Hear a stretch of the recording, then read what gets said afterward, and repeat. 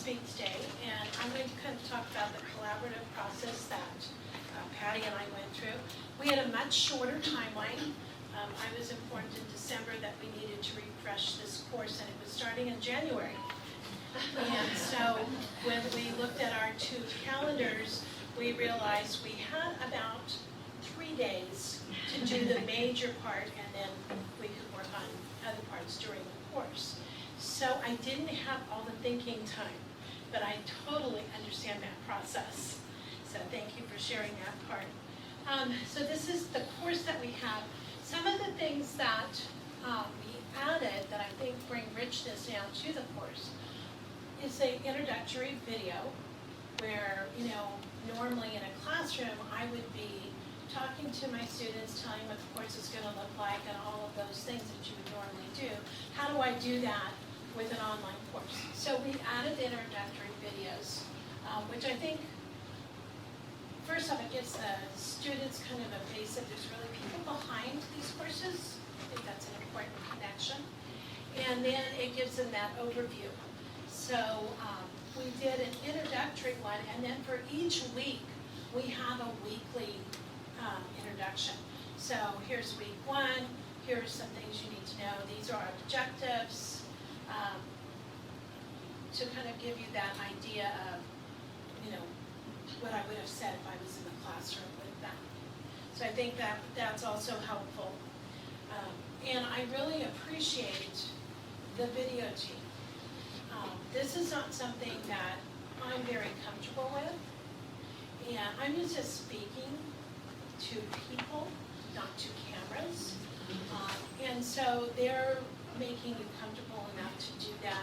And then the editing that they do, and the backgrounds they give, and the words that they add to enrich the video are wonderful, because I also know that our students need more than to see my face. So I was glad to see all the extras that they added to that. So I appreciate that. With working with Patty, some of the things that I wanted to point out was we were talking about the course, and we were looking at that checklist for quality, and some of the things that we noticed were sequencing issues, just sequencing. What are you putting together to make it so that the students have the best learning opportunity? And so in week 1, if you scroll down just a little bit, you see 1.3 reading assignment. Below that, we have the Hebert Library, the library guides to academic research, documentation, plagiarism presentation, and then our videos on APA formatting. So that all sets them up to get ready to do a research abstract, create the title page, and a reference page for their signature assignment. That was missing before. And so as you would look at those final assignments, there were some simple things missing that we could take care of right here. And then they also can't come back and say, I don't know how to do that, because I can now go, oh, did you look at this resource we provided, but it's in the right sequence. So this is something that I've actually taken from the process, and I'm now including in the other courses that I'm either the lead for or that I teach, making sure that those resources align there, where before I often have those resources under the general tab, and I found out the kids never looked there. So it's much more important there in just this space, I think is good.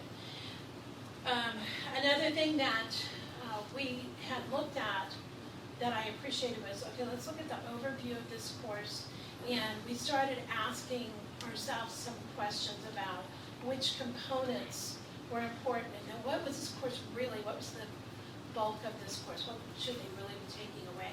There was a lot of whiteboard activity between Patty and I as we just kind of sorted it out, because I can talk about it, but I need to see it also.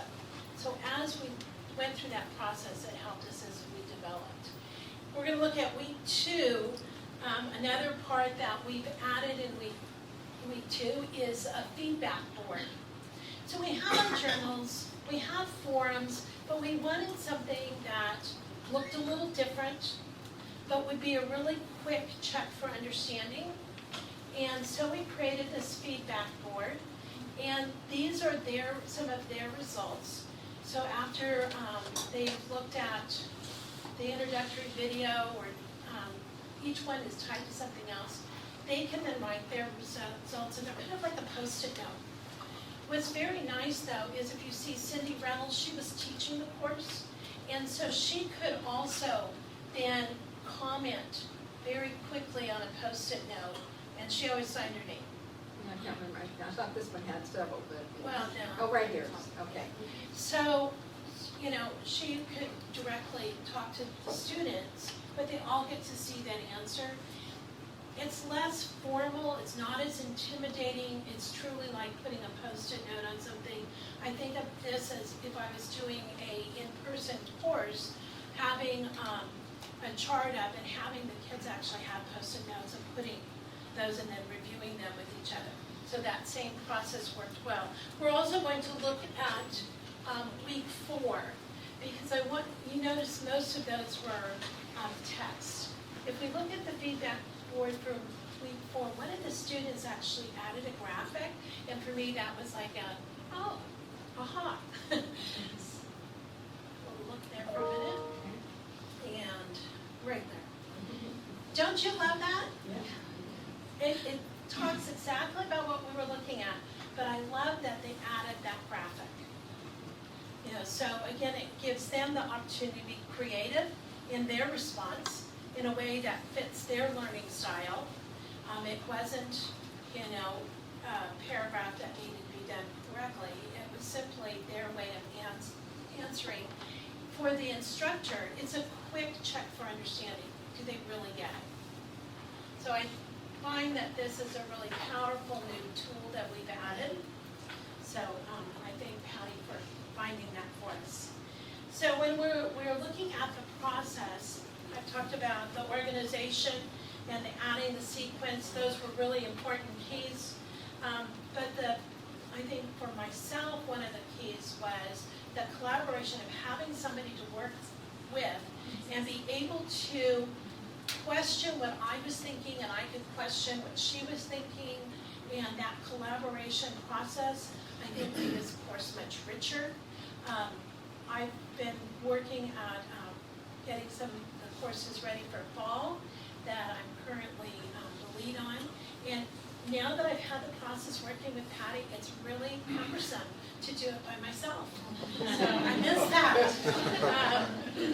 I just think it really helped. And then we were looking at, you know, what is missing. One of the things that we found missing was a faith connection in this course. And so we added Manna Moments to the course in a response to Manna Moments. And that has been very powerful in that the students have looked at the Manna Moments, and then in the feedback, some of the feedback has actually referenced, well, in Manna Moments I found this. And in one of them, it was like, well, Jesus is an example of emotional intelligence. It's like, okay, good, we're making the right connections that we wanted to make. The other part that we added was the weekly learning guides. So if you want to go to one of those. In the weekly learning guide, there's a few major components there. There's an introduction to the week. There's the learning objectives. Then our featured recommendations for them. Their reading, the required videos or media, the assignments. But then if we keep going down, we also have an assignment schedule, and then they know when it's due too. So it tells them, you know, what kind of an assignment and things. This is a very easy go-to place for a student, that they can actually look and say, okay, here's what this week is like. Did I watch all those things? Did I do those assignments? So I think that that's been a very helpful thing to our courses. And that would be something I would like to add to all the courses I teach, because I think it's very powerful for our students. I had the opportunity this fall in one of the courses I was teaching and it was an online course, and the student was having some trouble with writing and didn't live too far from me, and I said, come meet me downtown and I will walk through this. What surprised me was where she went to work on this assignment, because I was watching as she uploaded her computer. And she hit the assignment tab, and it was like, okay, do you ever look at what's like in the week for Moodle, or do you just go to, you know, the assignments and you're just pushing out assignments? So that was kind of an eye-opener to me. So I think adding the introduction videos, adding that learning guide are going to help our students realize that there's a lot more to these courses. And oh, by the way, you ought to read and view what we have. It would help you do a much better job. And when I'm looking at how do I apply what I've learned, one is the consistency between courses is extremely important. I love the quality checklist of all the things that should be in a course. And I think that should be throughout all of our courses, whether they're on ground or online. The collaboration part, truly, the two eyes are so much better than one. And being able to just have someone else to talk to, work it through.